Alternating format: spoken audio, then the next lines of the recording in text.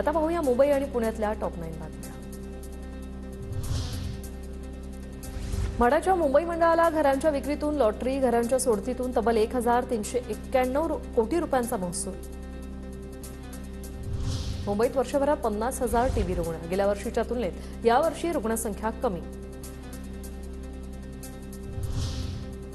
मुंबईतील नालेसफाईची कामं 15 मे पर्यंत पूर्ण करण्याच्या सूचना, कामं संथगतीने होत असल्याने पालिका प्रशासन ॲक्शन मोडवर। मुंबईतल्या माहीम बीचवर 5 मुलं समुद्रात बुडाली, 4 मुलांना सुखरूप वाचवण्यात यश, बुडालेल्या एका मुलाचा शोध सुरू। वसई ते मीरा भाईंदरच्या बोटीत तरुणाचा मद्यप्राशन, रोरो सेवा देणाऱ्या बोटीत मद्यप्राशन करताना तरुणाचा व्हिडिओ व्हायरल, नागरिकांकडून संताप व्यक्त।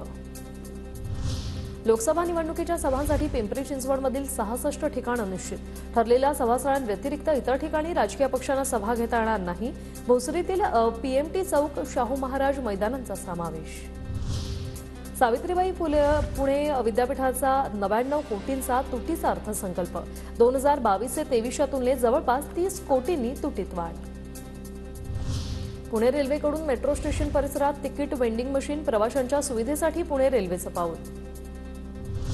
आकाशवाणी पुणे केंद्राचं एप्रिलपासून सायंकाळी प्रसारण होणार, गेली 2 वर्ष सायंकाळचे प्रसारण बंद, अखेर पुण्यातील श्रोत्यांच्या मागणीला यश।